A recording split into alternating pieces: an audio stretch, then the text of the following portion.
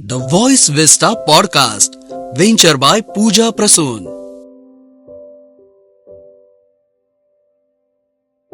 The Voice Vista, venture by Pooja Prasoon is thrilled to present Candid Podcast Passion Pics.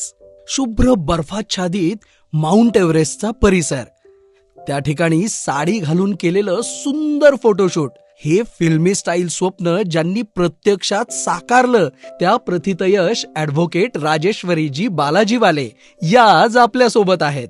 पेशाने अनुभवी वकील आणि पॅशनने successful trekker आहेत. कायदाशास्त्र, न्यायव्यवस्थेचा अभ्यास करण्यासोबतच गिर्यारोहण म्हणजे पर्वतावर चढण्याचे शास्त्र किंवा कला त्यांनी अवगत केली आणि हा छंद त्यांना कठीणातले कठीण गिरीपर्वत सर करण्यापर्यंत घेऊन गेला. आता ट्रेकिंग हा त्यांच्या जीवनाचा अविभाज्य भाग बनलाय. त्यांच्यातील ही साहसी वृत्ती आणि अज्ञात क्षेत्रांचं संशोधन करण्याची त्यांची जिज्ञासा नेमकी कशी जागृत झाली हे जाणून घेण्यासाठी सुरू करूया candid podcast passion pics. Hello all, I welcome you to Voice Vista Venture by Pooja Prasoon. I'm Advocate Rajeshwari Balajiwale. I'm going to talk on my passion, trekking. सगळ्या बायकांसारखं माझंही असं व्हायचं की I use to get lost in office, house work, looking after the children and all. मग suddenly असंच एक दिवस वाटलं की आपण स्वतःकडे पण लक्ष द्यायला पाहिजे.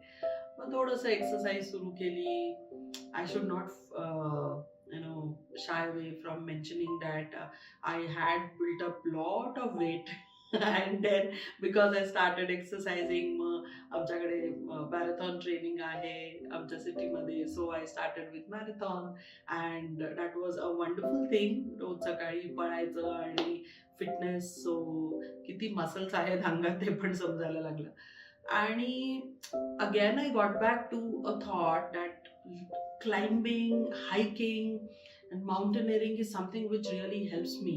It helps me to attain my peace, it keeps me happy, and it instills a wonderful joy, which stays with me for long. And thanks to my husband, he himself is a passionate trekker. तर त्यांचं trekking म्हणजे glaciers आणि काश्मीर आणि Uttarakhand and all. But I thought I should start with small steps at a time. मग Himalayan trek सुरू केले. Himalayan ट्रेकमध्ये खूप गोष्टी नव्याने मला माझ्या स्वतःच्या जाणवल्या. म्हणजे I was not only getting connected with mother nature, but that serenity of snow capped mountains, ते लाईफ अबाउट ट्री लाईन,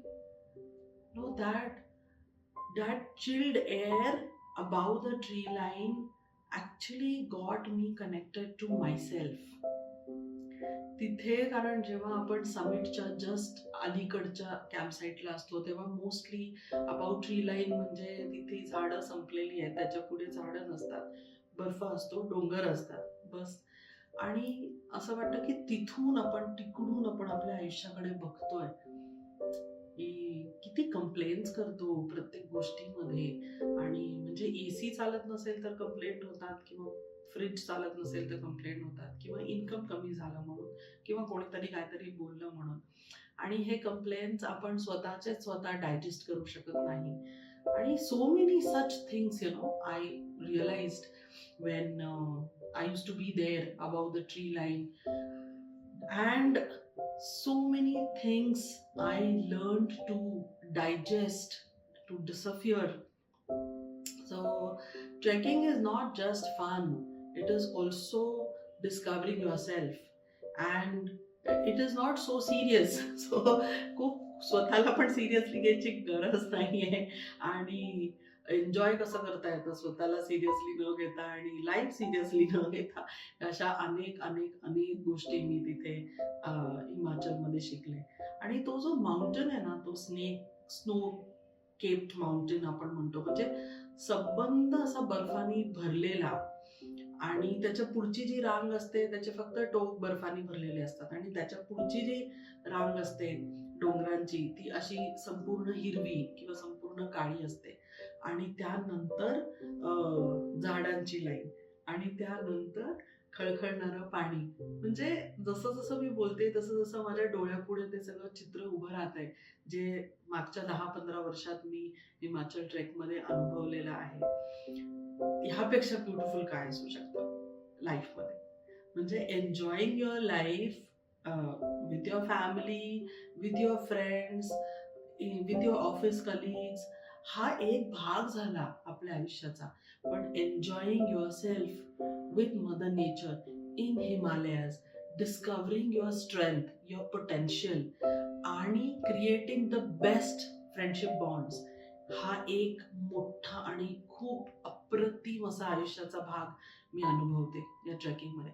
म्हणून दरवर्षी जायचं असतं. म्हणजे if my schedule permits me, म्हणजे if I permit my schedule to be a little more relax, probably मी वर्षातून अजून एकदा दोनदा सुद्धा हिमालयामध्ये जाण्याची माझी इच्छा आहे. कारण तिथे ना शब्दातच, म्हणजे तिथे जे आपण एक्सपिरियन्स करतो ते असं खूप शब्दात वर्णन करता येईल परफेक्ट असं पण नाहीये. कारण तुम्ही शब्दाच्या पलीकडे खूप गोष्टी तिथे एन्जॉय करता. हा एक मात्र आहे की तिथे असं सगळं एवढं 5 स्टार लक्झरी आणि असं सगळं नसतं. बऱ्यापैकी हार्डशिप असते. आपण टेंटमध्ये राहतो, पाणी थंड असतं, म्हणजे फ्रीज मधलं थंड पाणी काय थंड असेल त्याच्यापेक्षा थंड तिथलं पाणी, आणि भयंकर बोचरं वारं, यानी वो ठंड इतनी होती है कि आप 2 लेयर्स कपड़ों के 3 लेयर्स पहनने के बाद भी आपको ऐसे ठंड लगती है। और फिर ऐसी ठंड में गर्मा गर्म चाय देने वाला या देने वाली कोई हो तो क्या बात है। तो वहाँ हम लोग इतने सब ग्रुप के साथ जाते हैं और टेंट में रहते हैं, ठंडी हवा, वो वेदर के चैलेंजेस, एंड प्लस वहाँ टेंट में कुकिंग करना पड़ता है। घर पे इतना अच्छा है कि अगर गैस नहीं चल रही है तो हम लोग अवन में बना लेते या हम लोग माइक्रोवेव में बना लेते, लेकिन वहाँ पे कुछ भी ऑप्शन नहीं है। वहाँ पे आपके पास एक ही कुकिंग डिवाइस है और उसको संभाल के रखना है, यानी इतना संभालना है कि खाना 2 बार गर्म नहीं करना है। जैसे खाना रेडी हो जाए तो तुरंत आके खाना खाना है, क्योंकि आपके प्लेट में खाना सर्व होने के बाद तो हवा इतनी ठंड है कि वो ठंडा हो जाता है और आप वापस गर्म करोगे तो आपका गैस यूज हो रहा है। तो हमें कितनी छोटी छोटी चीजों से सीखने को मिलता है कि हमें वैल्यू करना है ये सारी फैसिलिटीज को।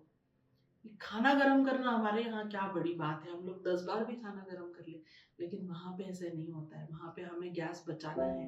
पूरा समिट से वापस बेस कैंप आने तक का वो जो सिलेंडर हम लेके गए हैं, और ऐसे कितनी सारी चीजें, जैसे अगर हम पानी पी रहे हैं, पानी के लिए अलग ग्लास, कॉफी के लिए अलग ग्लास, चाय के लिए अलग ग्लास, इतने बर्तन तो हम वहाँ क्लीन नहीं कर पाएंगे। इसलिए हम लोग वो एक ही ग्लास होता है जो चाय या कॉफी और पानी के लिए यूज कर, यानी ऐसी कितनी सारी चीजें। और जब हमें टेंट में सोना है तो घर पे हम क्या कहते हैं कि ये गद्दा ठीक नहीं है, वो गद्दा ठीक नहीं है। तो वहां क्या करते हैं, वहां हम लोग एक बड़ी सी स्लीपिंग बैग में एक कैटरपिलर की तरह घुस के और उसकी चेन ओढ़ के सो जाते हैं। और वो जो सुकून की नींद वहां मिलती है ना, वैसा सुकून, आई चैलेंज, वैसा सुकून आप मुझे बताएं कि हमें कहाँ मिलता है, इस हमारे घर में भी मिलता है या नहीं मिलता है। आई चैलेंज एक बार आके देखो स्लीपिंग बैग में और बताओ कि वो ज्यादा सुकून देता है या ये ज्यादा सुकून देता है। और हाँ, अगर आप पूर्णिमा के करीब अगर आप ट्रैकिंग जाते हो, स्पेसिफिकली हिमाचल ट्रैक की बात कर रही हूँ मैं, यहाँ पे आप ट्रैकिंग जाते हो तो आपको सेम एक्सपीरियंस रहेगा।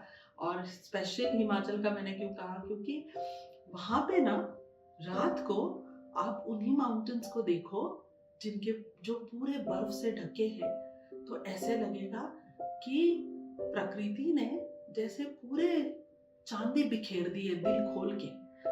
इतना खूबसूरत लगता है वो समा। और ऊपर देखो आपको चांद और सारे तारे नजर आते हैं। यहाँ हमें दिन में भी लोग तारे दिखाने वाले हैं, लेकिन वहां के जो हम लोग रात को 2-2:30 बजे टेंट के बाहर ठंडी में सिकुड़ के जब तारे देखते हैं, कैंप फायर लगा के जब चांद को देखते हैं, तो उस चांद की खूबसूरती और उस चांद की जो मोह माया है, वो जो प्यार है, वो वार्मथ है। इतनी ठंड में भी हमें वो वार्मथ एक्सपीरियंस करने को मिलता है, इतना सुकून। और शांति की तो आप यानी आप तो पूछो ही मत, क्या शांति वहां पे। एक तो ये है कि भाई ऑलमोस्ट ट्री लाइन के ऊपर ही हम लोग जंगल में होते हैं, तो वहां पे ना तो कोई गाड़ी है ना कोई विलेज है, और मोबाइल की रेंज तो चली ही जाती है, तो वो सबसे बड़ा सुकून भी है। वहां पे कोई आवाज नहीं, बस आप अगर आप ग्रुप के साथ गए हैं तो आपका ग्रुप, अगर आप कैंप फायर के बाजू में बैठ के गाने गा रहे हैं तो आपके गाने की आवाज, बस इसके अलावा कुछ कुछ कुछ भी नहीं है, कुछ भी नहीं है। So this is how you get connected यानी आप उस कैंप फायर से भी कनेक्ट हो जाते हो। इतनी ठंडी में जो आपको इतनी वार्म देता है, आपको सडनली ऐसे फील होता है कि कैंप फायर को आप थैंक यू बोलने लगते हो, क्योंकि इतनी ठंडी में वो ही एक कैंप फायर की वजह से आप वहाँ ये सब चांद सितारे एंजॉय करते हैं। और अगर मैं वहाँ की सुबह की बात करूं, तो सुबह वही स्नो केप्ड माउंटेन्स जो है, ऐसा लगता है कि प्रकृति ने उसके ऊपर ऐसे सोना छिड़क के रखा है, क्योंकि जब पहली पहली किरण आती है उस बर्फ के ऊपर, और फिर से याद दिलाती हूँ, वहां पे कोई गांव नहीं है, मोबाइल को रेंज नहीं है, वहां पे कुछ व्हीकल्स नहीं है, कुछ भी ऐसा नहीं है जो मैन मेड हो। वहां पे सब कुछ मदर नेचर ने क्रिएट किया है, और ऐसे लगता है कि मदर नेचर ने पूरे माउंटेन्स के ऊपर ना सोना बिखेर के रखा है आपको देखने के लिए। वो जो सुबह सुबह 5:30-6 बजे की धूप होती है, वो इतनी इतनी इतनी एनर्जी देने वाली होती है कि मैं क्या बताऊं आपको। ये सब मैं जो बता रही हूँ, ये सच में मुझे ऐसे लगता है कि मैं तो वर्ड्स में बता ही नहीं पा रही हूँ आपको, कि जितना मैं बता रही हूँ उससे भी बहुत ज्यादा आप वहां पे एंजॉय करते हो, बहुत ही ज्यादा। और सुबह की अगर आपको मेडिटेशन वहां करनी है तो फिर यानी जो लोग मेडिटेशन में बिलीव करते हैं उनके लिए तो वो भाई जन्नत से कम नहीं है। और जो बिल्कुल भी बिलीव नहीं करते मेडिटेशन में, मैंने देखा है वो लोग भी 5 मिनट बैठ ही जाते हैं उस इतने विशाल हिमालय के सामने। और क्या कहूँ मैं कि हिमालय आपको क्या सिखाता है, बहुत कुछ सिखाता है, बहुत कुछ सिखाता है। डटे रहो, करते रहो जो कर रहे हो। और अगर आपको हिलाने वाली बहुत कोई एक पावरफुल पावर है आपकी लाइफ में, तो भी डटे रहो, कोई आपको हिला नहीं सकता है। I guess this is what the Himalayas teach us. And other than that, there is so much of things that you enjoy over there. हम लोग वहाँ पे डांस करते हैं, हम लोग उनकी लोकल लैंग्वेज में गाने गाते हैं और प्यार बांटते हैं, और इतनी इतनी स्ट्रॉन्ग बॉन्ड वाली फ्रेंडशिप वहाँ पे तैयार होती है। क्योंकि जब हम लोग ग्रुप में हिमाचल ट्रैकिंग के लिए जाते हैं, तो मैंने कहा कि वहाँ पे एज बार तो कुछ नहीं है भाई, आप किसी भी उम्र के हो वहाँ जा सकते हो। अगर आप फिजिकली मेंटली फिट हो तो आप ट्रैकिंग तो कर ही सकते हो। और जब आप एक ग्रुप में जाते हो तो आप एक बॉन्ड क्रिएट करते हो, क्योंकि मैंने कहा ना वहाँ पे ना थोड़ी हार्डशिप होती है, टेंट में सोना, पानी, या कभी कभी पानी दूर होता है, ठंडा पानी, ठंडी हवा, और फूड के टाइमिंग का रेस्ट्रिक्शन। वहाँ पे टाइम, वक्त बहुत इंपॉर्टेंट होता है हिमालयस में।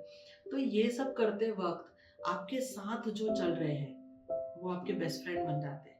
फिर उम्र का वहां पे कोई लेना देना नहीं है। There is no gender discrimination, no age discrimination in trekking. एक दूसरे को मदद करते हैं, हेल्प करते हैं। बर्फ के बड़े बड़े जो पैचेस होते हैं उसके ऊपर से चलना, जब धूप चढ़ने लगती है तब बर्फ पिघलने लगता है। और सबसे चैलेंजिंग टाइम जो होता है वो ही है, यानी सुबह के 9 से 11-12 बजे तक का टाइम होता है जब हम बर्फ पे से चढ़ के ऊपर जाते हैं। तो उस टाइम में बर्फ पिघलना शुरू होता है, और तुम्हारा जो स्कारवा, जो तुम्हारा ग्रुप साथ में चल रहा है, वो तुमको हेल्प करता है। और वो जो हेल्प करता है तब समझ में आता है कि ये ह्यूमन टू ह्यूमन कनेक्टिविटी क्या होती है, कि कैसे कोई आपके जान की परवाह कर रहा है, आपको हेल्प कर रहा है कि आप कहीं वो बर्फ में से फिसल ना जाए। और कोई ऐसे आपके लिए ट्राई कर रहा है, इतना आपके लिए यानी आपके लिए प्रयत्न कर रहा है वो, कि वो अगर पहाड़ की चोटी पे पहुंचना चाहता है तो आप भी उसके साथ पहुंचे। ये ना हो कि किसी कारण की वजह से आप पीछे छूट जाए और वो जाए और एंजॉय करे। ये कभी कोई ट्रैकर नहीं करता। ये हमें कितनी बड़ी सीख वहाँ सीखने को मिलती है कि कोई ऐसा है जो मुझसे भी ज़्यादा मेरी गोल को एकम्प्लिश करने के लिए मेरे साथ चल रहा है या मुझे हेल्प कर रहा है। और ये जो बॉन्ड क्रिएट होता है ना फ्रेंडशिप का, ये लाइफ टाइम, ये शायद यहाँ जब हम आते हैं यानी हिमालय से नीचे या हमारी रेगुलर लाइफ में, यहाँ हम शायद ही ये एक्सपीरियंस हमें करने को मिले कि हमारा कोई ऐसा फ्रेंड जो हमारे लिए रात को 3 बजे वॉशरूम जाने के लिए उठे, या हमारा कोई फ्रेंड जो हमारे गोल को उसका गोल समझ के हमें भी उस पहाड़ की चोटी तक लेके जाए। और बहुत एंजॉय तो करने को मिलता ही है, बहुत ज़्यादा एंजॉय करने को मिलता है ट्रैकिंग में, लेकिन हमारे अंदर भी बहुत चेंजेस आते हैं। कितनी सारी चीज़ें हम एक्सेप्ट करना सीखते हैं। ये नहीं कि हर गलत चीज़ को एक्सेप्ट करें या कोई भी चीज़ को एक्सेप्ट करें, लेकिन जो रीजनेबल है उस चीज़ को हम एक्सेप्ट करना सीखते हैं और दूसरों को एक्सेप्ट करना सीखते हैं, क्योंकि वहाँ पे पहाड़ों में मूड स्विंग्स बहुत होते हैं, बहुत ज़्यादा। तो वो भी है कि हम अपने भी मूड स्विंग्स को कंट्रोल करना सीखते हैं, अपने बारे में सीखते हैं, अपने बारे में जानते हैं, खुद से कनेक्ट होते हैं।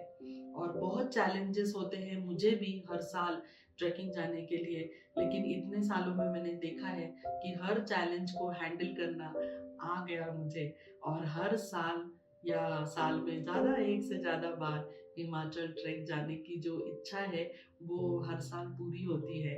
और ग्रुप को भी लेके जाती हूँ और वो लोग भी ये सब चीज़ें सीखते हैं।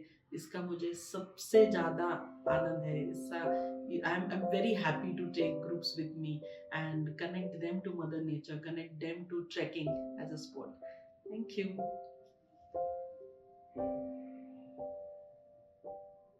Thank you for tuning into the voice Vista podcast. आप और भी इंटरेस्टिंग शो सुन सकते हैं thevoicevista.in पर। ये शो कॉन्सेप्चुअलाइज किया है पूजा प्रसून ने, प्रोड्यूस किया है द वॉइस विस्टा ने, गेस्ट कोऑर्डिनेशन में हमारे साथ रही सुनीता जी चौहान, डिजाइन किया है टीम क्रिएटर्स डेन ने, साथ ही एडिटिंग और प्रोडक्शन के लिए धन्यवाद टीम लर्निंग बी को। प्रोमो वॉइस दिया है राहुल ढोले ने। लाइक, फॉलो और सब्सक्राइब करना ना भूलें।